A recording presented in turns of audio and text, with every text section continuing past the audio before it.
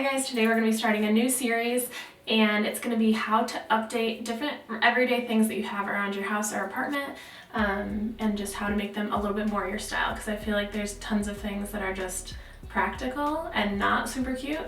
So today I'm going to start with a utensil holder, and I thrifted a plain white utensil holder for a couple dollars, although you can get them in the store for under $5 anyways.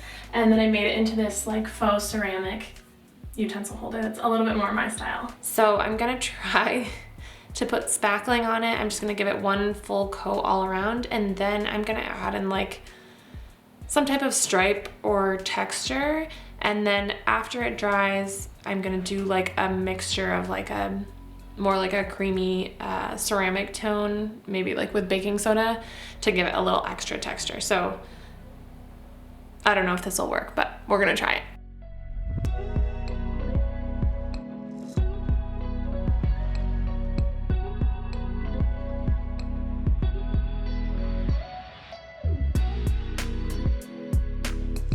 So now that I have everything coated, I'm just gonna take the end of this spoon and I was gonna do some kind of like some grooves in it.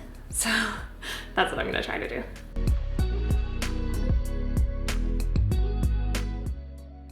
Okay, so I let it dry overnight and then I just sanded it down to give it a little bit of a smoother texture, but still looking pretty textured. And now I'm just gonna paint over top of this and then let it dry.